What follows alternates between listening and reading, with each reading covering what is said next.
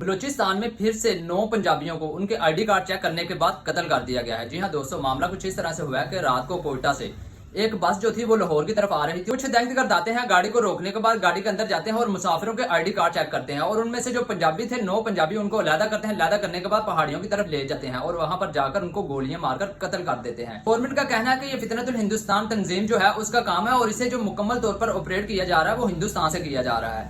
تو دوستوں آپ کو بتاتے چلیں کہ بیسیکلی اس طرح کی جو وارداتیں ہوتی ہیں اس میں کوئی بھی بلوچی، سندھی یا پھر پنجابی اس میں ملوث نہیں ہوتا، بلکہ یہ جو اعلیٰ سطح کی تنظیمیں ہوتی ہیں جیسے یہ فتنۃ الہندوستان ہے جو ہندوستان سے آپریٹ ہو رہی ہے، ان لوگوں کا یہ کام ہوتا ہے۔ بیسیکلی ان کا جو پرپز ہوتا ہے وہ یہ ہوتا ہے کہ پنجابی جو ہے وہ سندھیوں سے نفرت کریں، بلوچیوں سے نفرت کریں، بلوچی جو ہے وہ پنجابیوں سے نفرت کریں، اور اس طرح سے ان کے درمیان جو ہے نفرت پھیلائی جائے، اور یہی جو نفرت ہوتی ہے یہی بعد میں سبب بنتی ہے، وہ ملک کے ڈیوائیڈ کا سبب بنتی ہے۔ اور ان کا بیسیکل پرپز یہی ہوتا ہے کہ ان میں اتنی نفرت پھیل جائے کہ یہ خود اس چیز پر راضی ہو جائے، ایگری ہو جائے کہ ملک کو 2 حصوں میں تقسیم کر دیا جائے۔ تو دوستو ہم سب کو جو دشمن کی چالیں ہیں ان سے آگاہ رہنا چاہیے۔ آپ کا کیا کہنا ہے کمنٹ سیکشن میں ضرور بتائیے گا۔